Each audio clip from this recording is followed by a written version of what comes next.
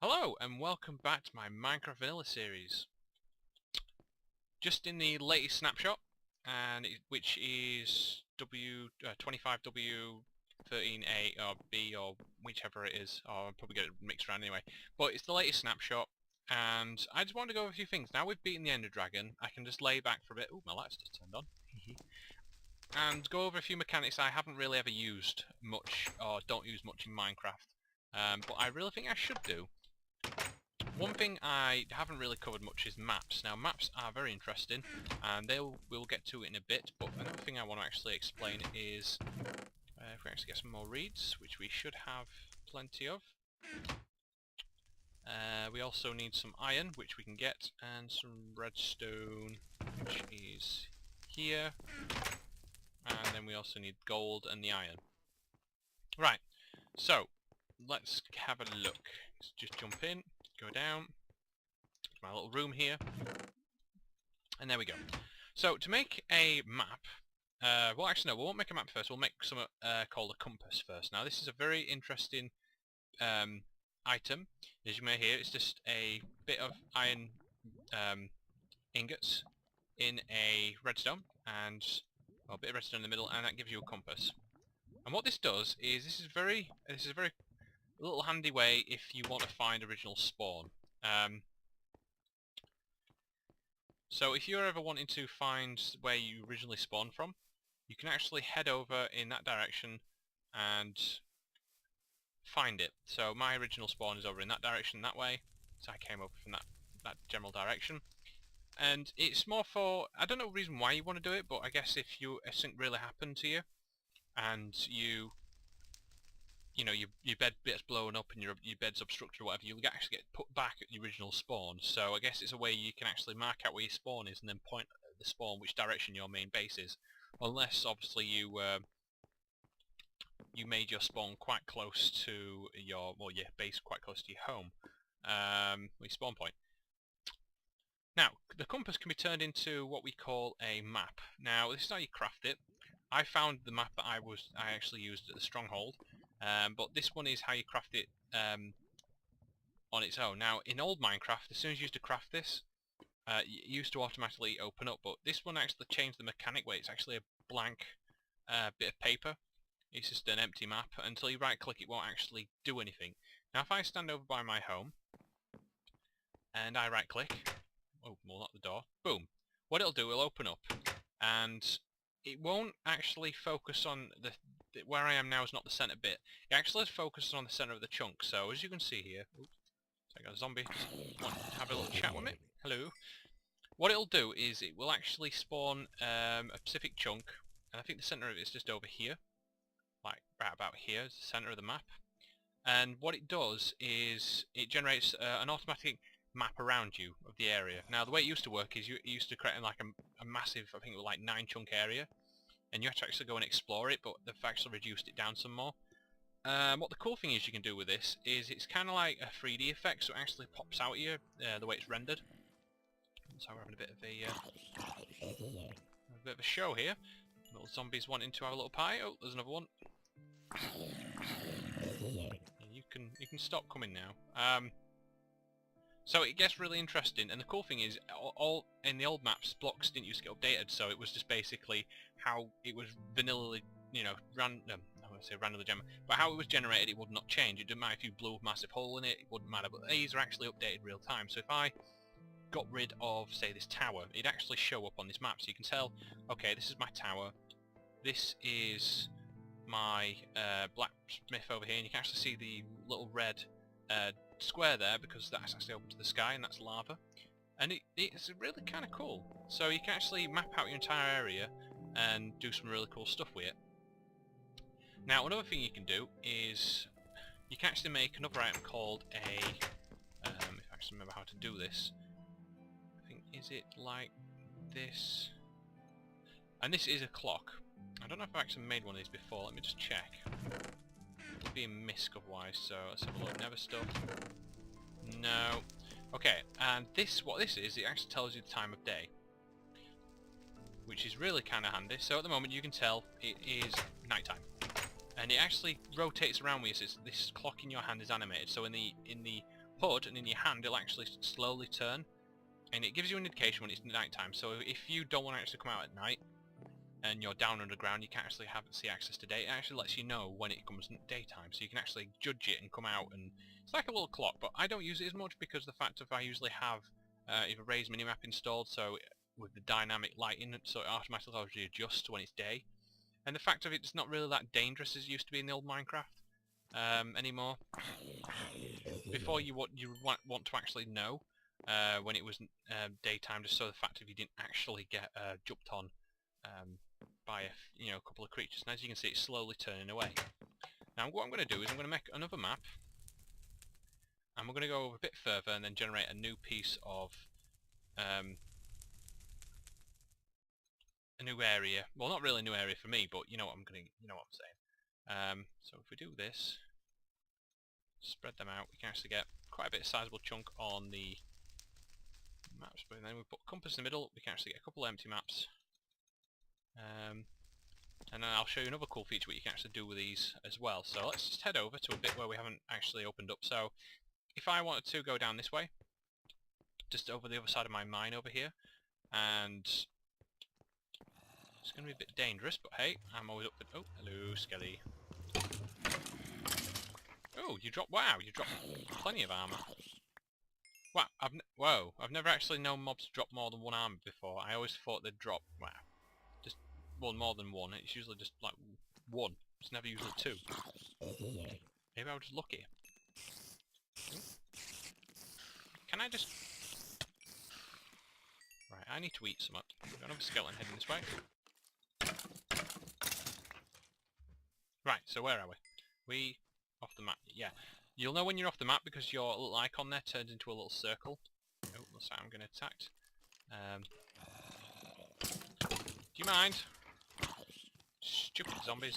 Right, I'm going to get probably mobbed here, so what I'm going to do, open it up this quickly. Boom! And it opens up a brand new area, this chunk. And as you can tell, I am actually on the edge of this particular chunk area, and there's a bit of grey down at the bottom that will actually get revealed over time. There's actually explore through it. Ah! Wow, I'm getting mobbed. Ah! Jesus Christ. I'm getting hoarded. Nice mobs for you now. Oh, there's an enderman, and there's a skelly on this way. Oh god, I don't like this anymore. I'm running back to home. Me want to go home. I don't like Minecraft anymore. But no, it generates a nice chunk, and you can... It just gives you a nice little... Oh, hello, spider. I think I've got no armour on. Jeez, that's probably like the worst idea ever. It just gives you that nice little extra, you can map out your area. Now I'm going to show you now what else you can do with them. If we head over to... Oh no! Ah! No! Oh god. No, don't burn down, don't burn down, don't burn down.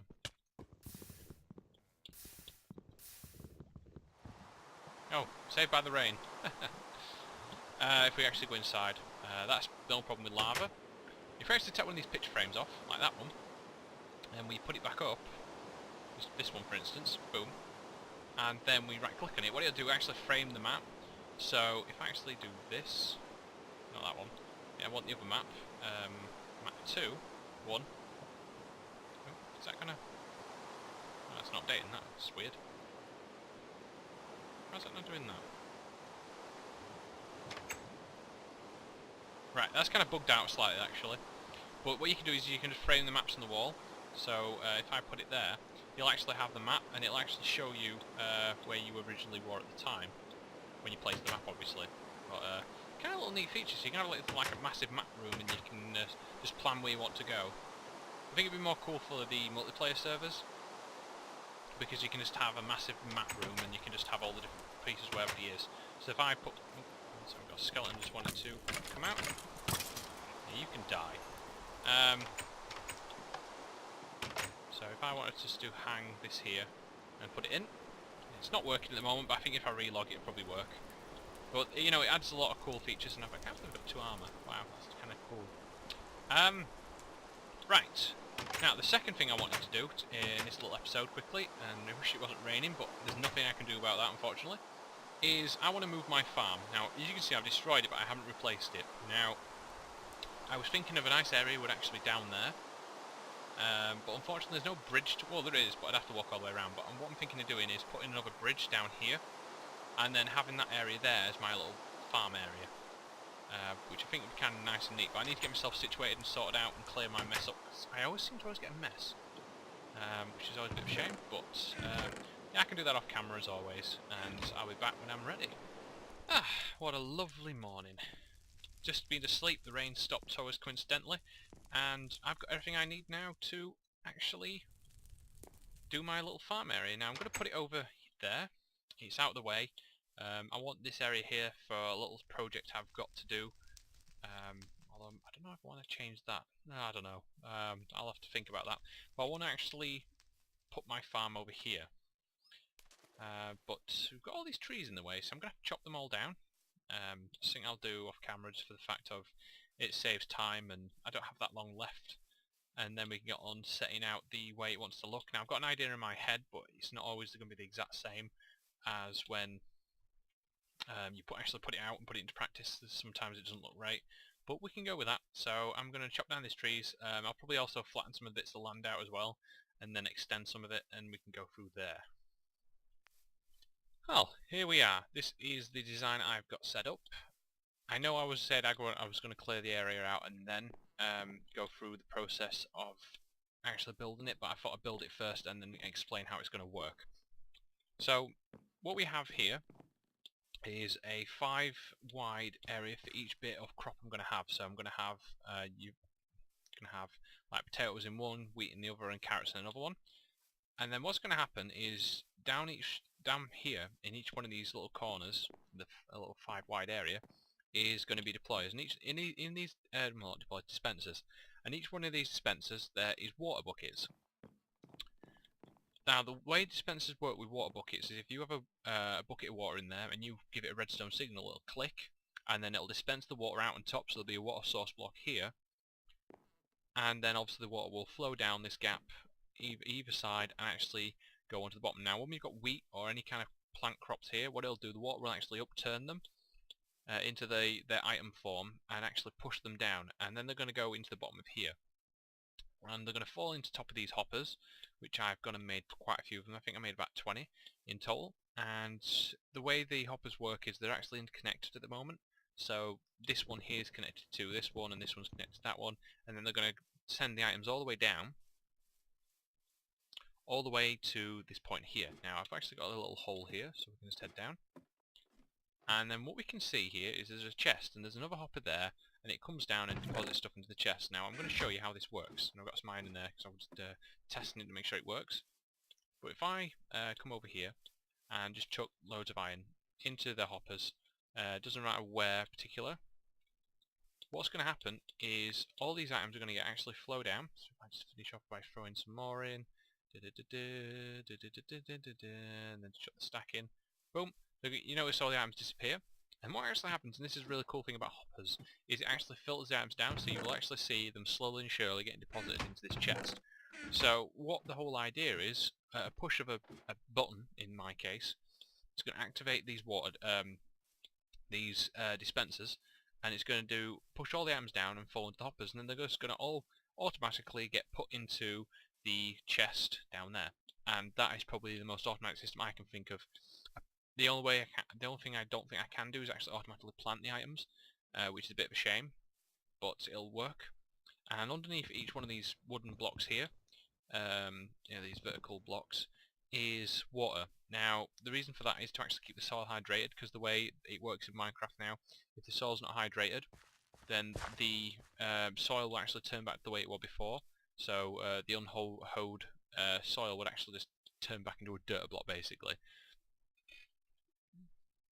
And it just allows it easier to be able to just plant the crops back on it, which I think is really neat and cool. Now what I actually need to go and do is just grab some seeds, and I'm just going to plant them all down, and then we can test it a bit later on when the seeds have grown. So if I just come over here, where did I put them? Should have a stack somewhere. Should be more than enough. I'm only going to plant one of the areas because that one's ready. But what I need to do now is actually hook up the redstone, and then hook up an area for the redstone to actually go to, and this should actually allow if I just do this, and then I push a button, I should be able to activate this. And Bob's your uncle, Fanny's your aunt, basically. We have an automatic system. The only thing I need to do is manually plant. That's it. That's all I need to do, and that I think is the best kind of system you can come up with. Now, I don't know exactly what to do with some of these bits here. I may actually cover them over, but for now I'm going to leave them open, because I don't know, I can't really decide if it's a good look or not. But what I need to do is just mess around with some of these, get some repeaters, and some other bits and pieces, so I'm trying to figure out how I actually do that. So, boom. I think it's a bit of redstone in the middle, and I'm trying to remember how exactly this works. Ah, there we go. You.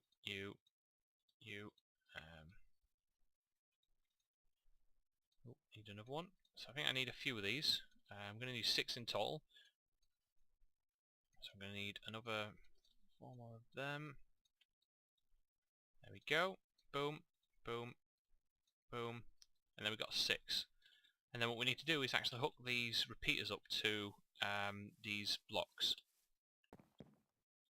Now, I think the way this you can actually do this, and I'm going to do it from behind here. I can actually go down. The block's there. Now, the cool thing is we can actually hide this underneath, but I think it actually works on... Let's try to see if this works. I don't know if it does, but we'll find out. So there's a button.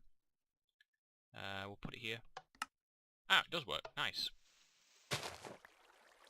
So as you can see, that button activated the dispenser. It clicked once, dispensed the water, and now it's flowing down and going straight into the hoppers below. Now, the water won't get taken anywhere, but it's just that's where the items are going to get pushed to. But again, all you need to do is click again. Boom, after a certain amount of time, the dispenser will actually automatically pick it back up to a water bucket again, and it clears itself up. So that's the idea I'm going to use for the rest of them. So all I need to do is actually hook the rest of these up. So there's this one's here. So I just need to hook them all up with redstone. The cool thing with repeaters is it feeds the redstone directly into the block. So we do that. Boom. And I'm just going to follow the same pattern all the way down. And it's going to go all the way down to the bottom one, and I'm going to feed it round. Probably one of the ways, and then have a button over here somewhere. Just be able to click it, and it should work, hopefully. Yeah, I'll be back when I've actually dug all this out and laid the redstone. So I've got the redstone all set up now, which is kind of cool. And what I'm doing now is I'm just seeing how far this redstone signal will go. Now, I can't really check it at the moment, because if I use a button it'll only pulse for a certain amount of time and then go off. But what I want to do is get rid of this button, put a lever on there, turn it on, and then what should happen is... oh yeah, I forgot levers don't work the exact same way as the buttons do. And that would be kind of hard too as well there. So turn that on, you can hear the click there. That just means it's got to the first one, but then the redstone signal one is about here. So what I'm going to do is put another repeater, and it's going to click all these, and I think it reaches them all. Yep. So we just needed the one extra repeater, which is great. And then what we can do now is hide all this wiring, because we don't actually need to see it anymore. So if we just do this, let's get rid of it all. Okay, there we go. You. And then you can't even tell that there was actually any redstone here. Now I took all the buckets out, just for the fact of I didn't want it actually setting off and ruining anything just yet. Now all we need to do is put down you. Where do I want it? Yeah, put it there. And then all I need to do is put a button. And then what should happen now, when I click, they should all open. So if I do this, put all the buckets back in, like so. Ba-dum-boom, ba-dum-boom. I should have one bucket of water left over. And then when I press this button again, it should actually activate all the water. And then it should all flow down and go into the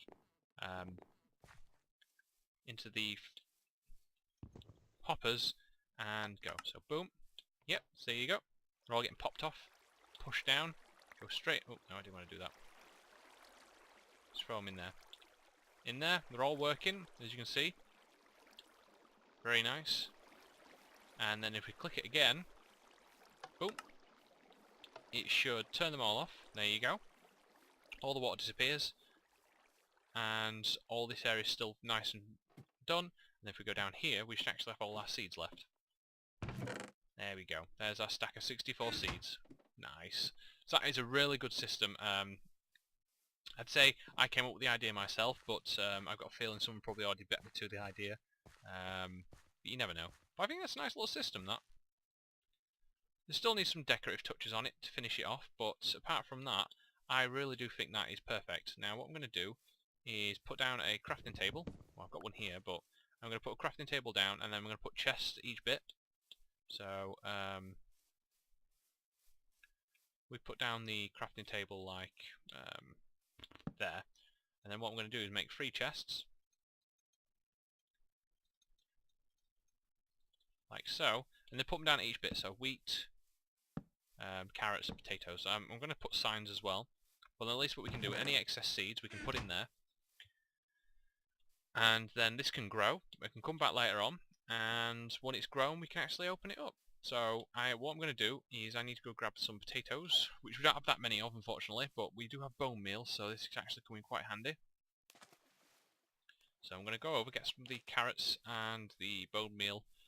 And what else we got here? Just close that door. So we've got the bones. We can just grab a ton of that. We've got the plant stuff is here. We've got a stack of carrots, and we've got some potatoes. And then we're just going to bone meal them all up. So turn them into 3 stacks of bone meal, because you get 3 bone meal from 1 bone.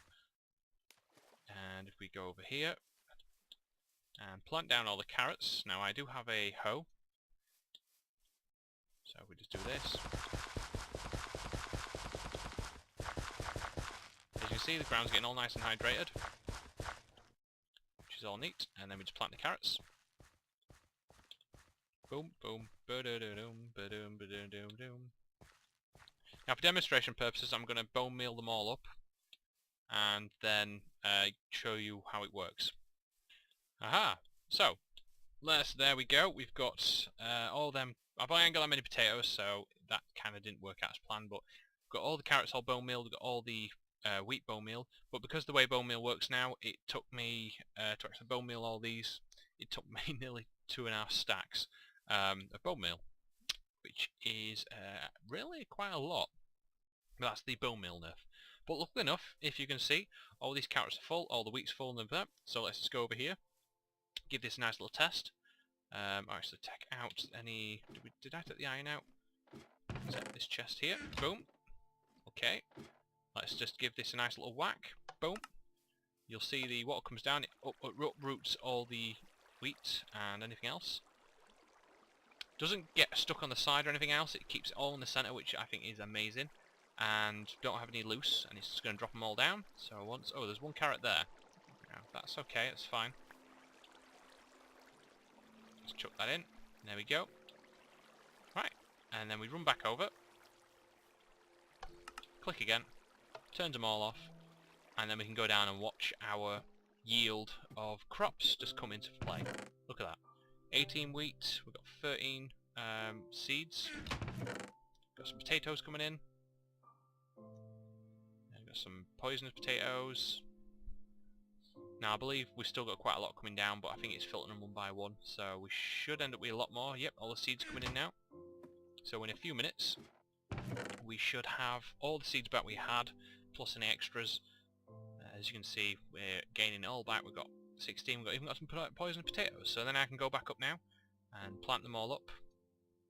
So grab all these. Still some potatoes and wheat coming down.